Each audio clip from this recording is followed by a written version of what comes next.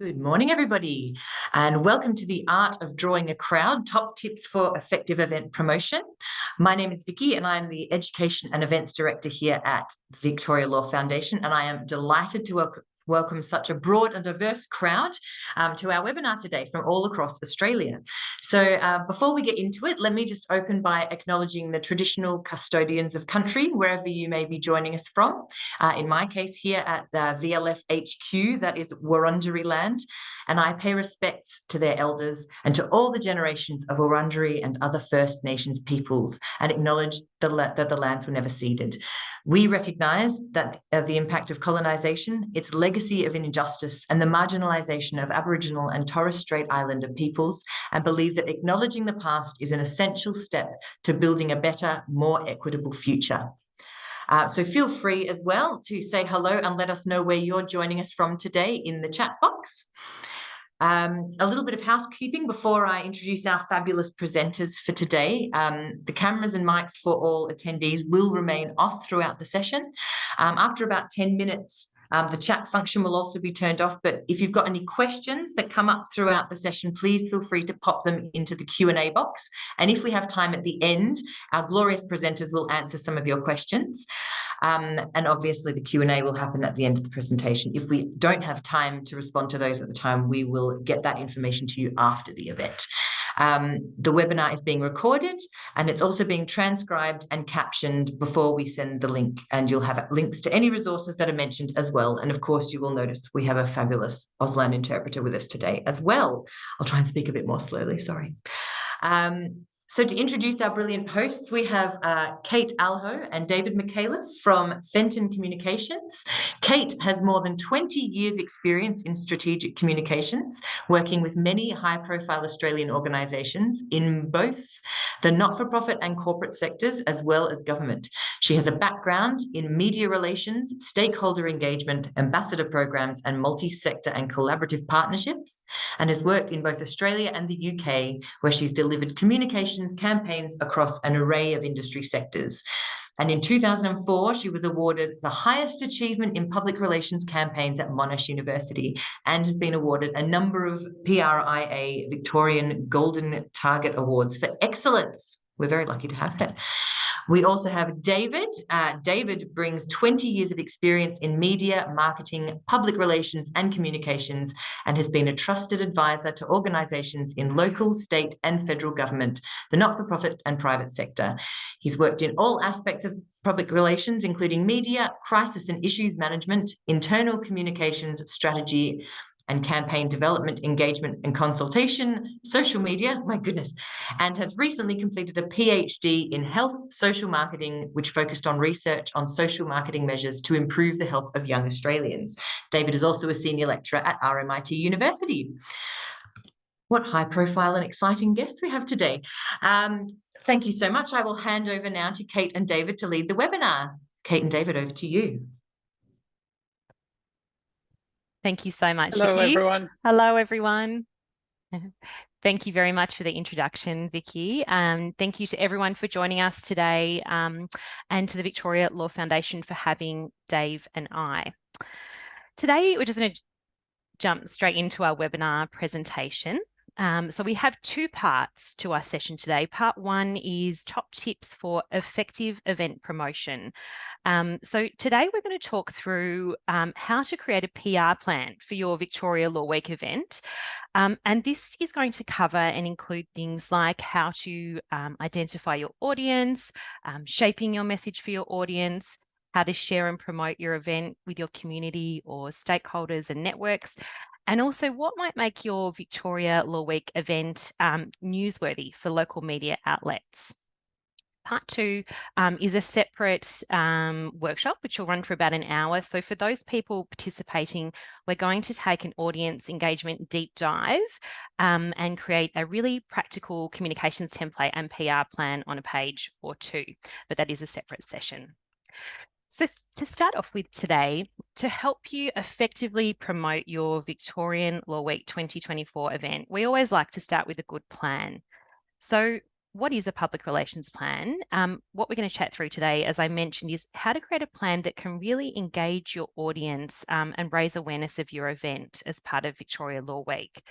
So a PR plan helps you to think really strategically through and map out and define what your event is, why you're doing it, what you want to achieve with your event, how to ensure your community knows about your Victorian Law Week event, and just what your timeline is as well. So it's really designed to help you to think strategically, to define your goals and objectives, identify your target audience, create really compelling key messages, to identify your communications channels and materials. So thinking through what channels and networks, what might we be able to tap into, and the materials that you can produce to really engage your audience. And just touching briefly on just some project management timelines and evaluation as well. So to summarize, a really good PR plan answers 6 key questions. What do you want to achieve and why? Who is your audience? What do you want to tell them? How will you tell them? When will you tell them? And where to go for more information? So we're going to cover that off today. To start off with, a really great PR plan has a clear vision of what you want to achieve with your event. So really this is the bigger picture or the overarching goal of why you've created your event in the first place. So we're going to start with the why. What's your intention? Or in other words, what's your overarching goal for Victorian Law Week? And this is really important to articulate, define, and set out in your PR plan. It becomes a little bit like your North Star. So I think a good goal will help you to sort of make good decisions. It helps with budget decisions, and it really helps to sort of guide your activity as well. So we've just popped up here a few examples of what your Victorian Law Week event goals might look like. So it might be to increase awareness of your event or organisation, or a new topic or initiative. It might be to educate your networks or community about a new development or piece of legislation or legal topic. It might be to engage your local community or start a new conversation with a new audience. It might be to reach new audiences or to distribute key information to your community. Or it might be things like to encourage registrations for an event, online event or webinar, or in-person activation, or to build your stakeholder database. So they're just examples, and you might find that you sort of have a combination of, 2 or 3 of those. So once you've thought through your goal, next it's a good idea to set out some SMART objectives. So SMART objectives mean specific, measurable, achievable, relevant, and time-bound. And setting out SMART objectives are important because this provides us with like a really measurable target of exactly what you're trying to achieve with your event. And it's just helpful for clarifying exactly what you're trying to do, and also for evaluating your event post-event. So where objectives can be helpful is demonstrating the effectiveness of your event with your internal stakeholders like your board or executive or staff, and also providing some really rich benchmarking data for the 2025 event as well.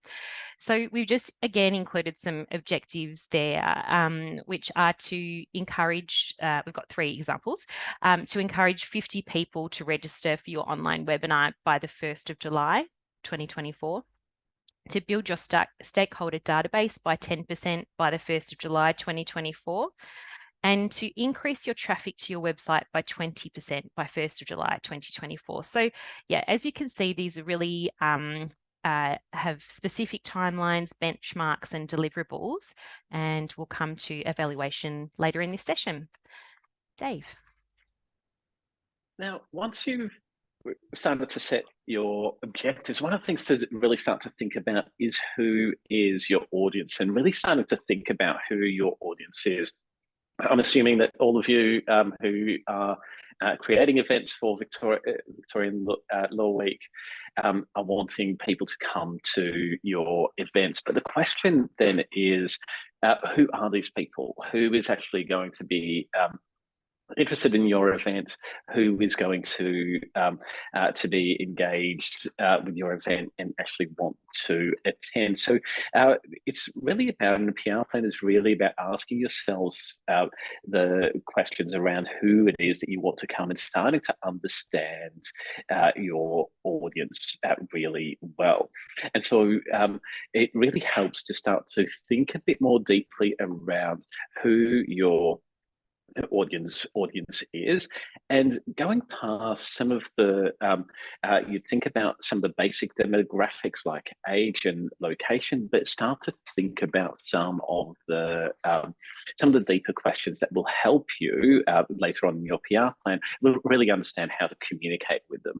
So we've just popped some questions on the screen for you to consider when you are thinking about your audience, obviously their location and their age range, their interests. So thinking about what are some of the things that they might be doing, that they might be engaging with. What channels do they use? Are they things that they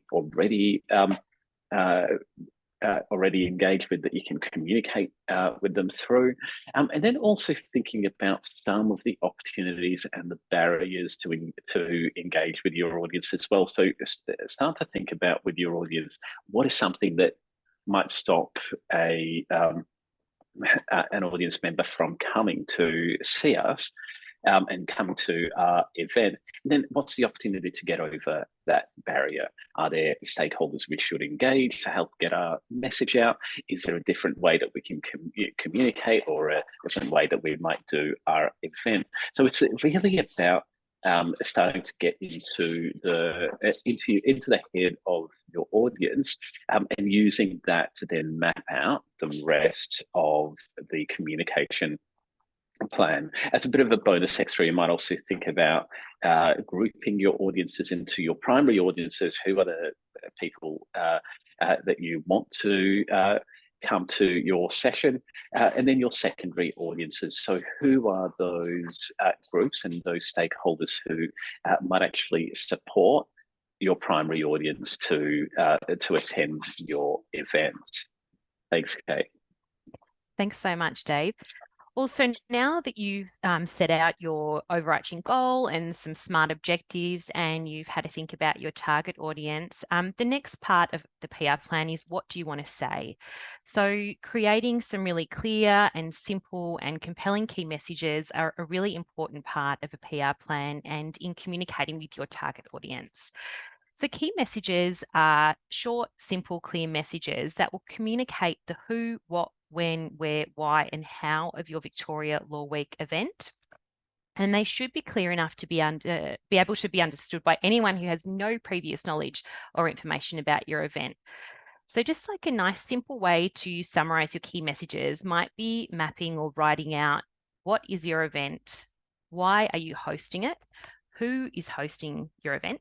How are you hosting it? And when and where will the event be held? So to create impactful key messages, our golden rule is to create 3 to 4 simple sentences that are meaningful, jargon-free, summarize your event really succinctly, and have a really clear call to action. So the call to action is really important and means, what do you want your audience to do with the information that you're giving them? So it might be to go to the website to register for your webinar or event. It might be to share some information or a social media post on Facebook.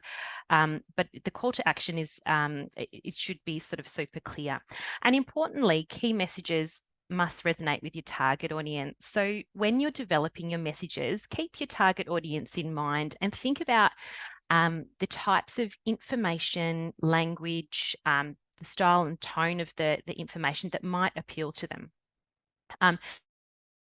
If you want to take this to the next level, you might create separate key messages for different audiences as well. So, but I think for the purposes of the Victoria Law Week events, just keep your messages really simple. And just to recap, think about, what do you want to tell your audience about your event? What are the top 3 things that they need to know about your initiative or campaign? What's your call to action? So what do you want your target audience to do? And where can they find more information about your event? Can you direct them to a social media page or your website or a particular link? We've just included on the next slide some examples from Victorian Law Week, which is from the website. We think this is a great example of some really clear and compelling key messages. So we can see there the first message outlines the what and the when. So Victoria Law Week is being held from the 20th to the 26th of May. It's a statewide event that makes learning about the law easy. The next 2 points are the why. So the Victorian Law Week events help people to understand their rights, find answers to questions, know what help is available, and learn how our legal system works. The how is the more than 200 events take place across both metro and regional Victoria, and some of the events are in person and some run online. And importantly, the last one we also have in there, but it's not up here, is just the who. So it's managed by Victoria Law Foundation. And then the call to action is really clear: to register your event for more information, visit the website. So you can see that these messages are tailored for the audience, have really clear information, outline the size and scope of Victoria Law Week and the benefits of running an event, and yeah, just that clear call to action as well. Thanks, Dave. Thanks, Kate. So now, once you've set your objectives and you've got your target audience, you have got your message. It's what I call, when I talk to my students about PR plans, this is kind of the fun part of PR planning, thinking about, okay, what are the things that you are going to do to reach your audience, and trying to think about all the different ways that you might be able to reach them, and how you might actually be able to get that message through to them.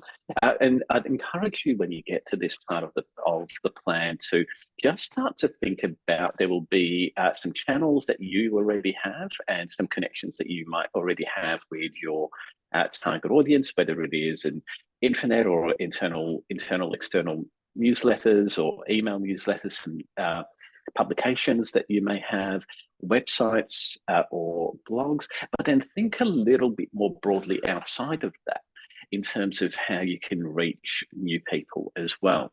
One of the areas that a lot of people forget about, which is really effective, is their stakeholder networks. So think about those organizations who you currently work with, who have their own channels to their audiences. So is there a synergy there between some of your stakeholders and their audiences, and the people who you would like to get to your event? Think about your media. So depending on the type of event that you're holding and where you're holding it and who it's targeted at, there will be either media targeted directly towards that audience, or within your local area, which will reach some of your local people. Also, in terms of local areas, don't discount the role that things like notice boards and clubs within the area, local councils can have in terms of reaching people as well, and that physical just-in-time communication. And then, of course, social media channels. So don't forget about not only your channels, but also the channels of your stakeholders and other places where some of your audience may be. So you may be discussing an issue, for example, a legal issue, where there may be a number of support boards online where people are asking questions. You might want to advertise your events there. So think about those channels as well. The next part is then thinking about the materials and the content. So think about what you are creating around your event that is going to help get that communication out. So whether it be an article, social media posts, media releases, and I know there's kits available from Victoria Law Foundation for Law Week with some sample content that you can use. Think about also making it easier for your stakeholders as well. So making sure that if you've got stakeholders who can get communication out, that you're giving them the content. It saves them time, and it also makes sure that you're getting out the messages that you want to that you want to get out.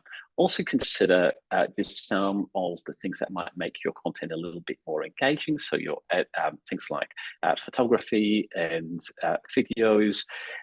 You might have a bit of an intro to the session, or a bit of a 30-second video from whoever's going to be speaking about the session. Just doing a quick to camera. What is this all about, and why should people attend? So think creatively about those elements. Think about who you might have in your team, who's good with communication, who may be good with social media, may be good with video, and bring them on board to get some content done for you.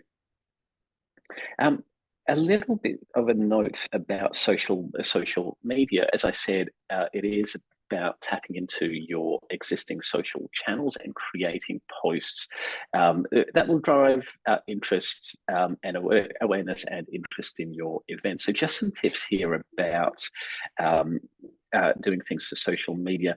Keep things short, clear, and succinct. Social media is very different to what you might put in your newsletter, and there's also differences between the different channels. So just keep in mind that you're keeping to the style of the channel. Images and video always work well to to build up your reach on the algorithm, especially on Facebook and Insta. Think about the language, tone, style that's going to appeal to your audience. And I would suggest actually developing a little bit of a content plan around your socials leading up to your event, to make sure that you're engaging people at key points coming up to your event. And don't forget your stakeholders, especially the Victoria Law Foundation. So follow their pages. There will be in your kits hashtags that you can use to link with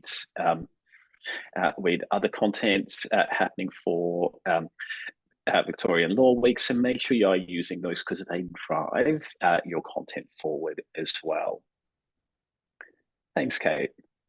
Thanks so much, Dave. So as part of your planning and promotion, you might consider approaching local media outlets like your local community newspaper or radio station to raise awareness of your Victorian Law Week event. So just some tips for how you might be able to do this effectively.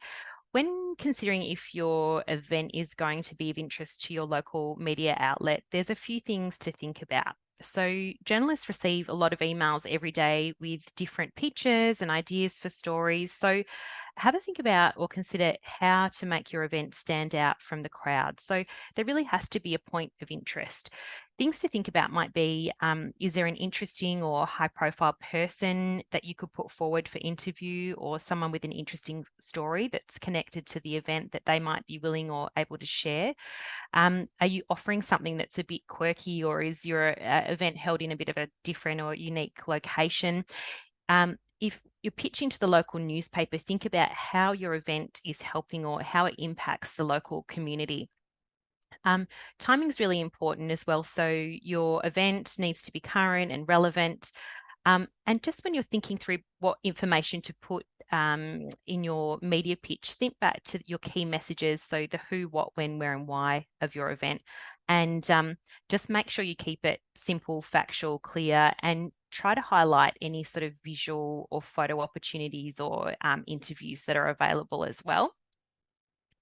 We've just included here, just to go back to a bit of journalism theory, just some elements or news values that might make your event newsworthy. So this isn't a complete list of news values, but we've just drawn out a few that we think are relevant for Victoria Law Week. We've got 5 here. So, and the more of these news values you have in your pitch to your local newspaper, the more likely it is to be potentially covered in the paper or feature on radio. So we've got impacts. So the event must be relevant to your local community to be newsworthy and be of interest to a significant number of people in the local community. Proximity means that the event should be held or be relevant in the local area. Human interest we've sort of covered off. So do you have someone someone with a unique story to tell who's connected to your event. Currency is the timeliness, and it will be timely because it's part of Victoria Law Week, so that's great. And then novelty is the final one. So that's just where, like, does your event or story have something a bit quirky or unique about it? We've included here just a couple of examples from previous law weeks, and we can just quickly chat through what might have made them of interest to local media. So the Deakin Crime Bus. So in 2019, Deakin University created a one-day event with Deakin Law School, driving the crime bus to Ballarat to bring the story of criminal justice to the regional area. So the event included a day of really interesting, free, law-based activities and events, and gave the local community the opportunity to examine like a real criminal case with a sentencing expert. And there was also an opportunity to hear from legal experts and scholars and chat to a local lawyer about crime and how to get help. So what might have made this event of interest to the local newspaper in Ballarat, for example? So there's the novelty factor of the bus bringing the legal experts to Ballarat. It's a great visual opportunity potentially for TV and print. It's really of interest to the local community with that free offer of help to chat to a local lawyer, so that would have appealed to the local community. And highly likely there were some really interesting spokespeople that would have been available, like the scholars and experts who could have been available. And obviously the event was current and timely, held as part of Victorian Law Week. So I would say that this event had almost all of the news values that we previously mentioned, which is good. The dungeon tours at the Supreme Court, another really interesting Law Week event. So the dungeon tours gave access to new and interesting spaces and tapped into people's curiosity about what lies beneath the court. So again, it's a great visual opportunity. It would have had the human interest element with the history and the stories. It's novel, it's mysterious, and it would have been relevant to the local community because of the, the history aspect there. We also just thought we'd throw up some examples of different media materials that you may like to prepare, package and share with your local media outlets. So a media release, as Dave mentioned, is a great way to share information with the media about who, what, when, where and why and how of your event. And this is often really clear, has factual, succinct information. You might feature quotes from a spokesperson and include links to your event or to a website. And yeah, it's just really important in the media release to keep all of the information short, sharp, simple, easy to understand language with limited jargon. Some other materials that you may like to produce are some case studies, there's fact sheets. It's a good idea to think about photography or any sort of high-res images you can provide. And again, just coming back to those interview opportunities, is there someone interesting, high profile, or an expert that you might be able to put forward for interview to talk about your event? And just noting that might be you potentially. Thanks, Dave. Thanks, Kate.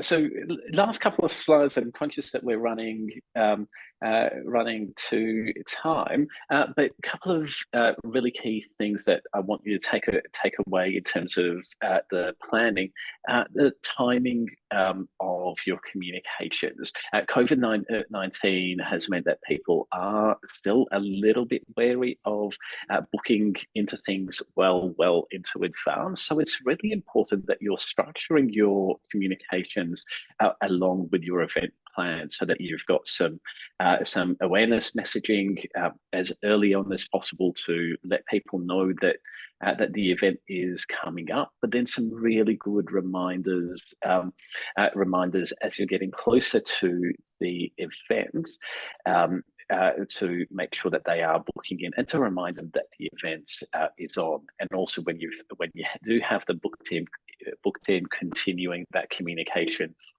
with them to remind them to attend your event as well. So keep an eye on that when you are thinking about your plan. The last thing that we want you to touch on is the evaluation, and keeping that in mind as you are preparing your plan, thinking about your goals and objectives, and how you're going to be measuring whether they're going to be met. And then keeping a track of how you're tracking on those objectives as you're going through your communications, and adjusting your plan as you're going through. So if you're finding that registrations are not coming, or you're not getting in front of the people that you want, look at how you can adjust your PR plan to account for that.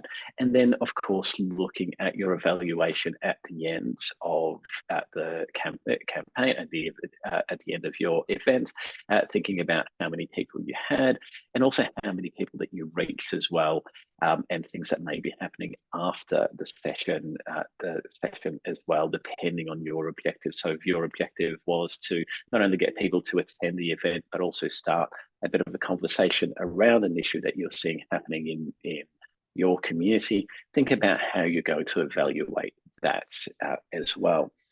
So that is the end of our slides, and I know we're running short on time, but I might just hand over to Nikki to see if we've got any burning questions that she wants us to address. Thanks, Vicky.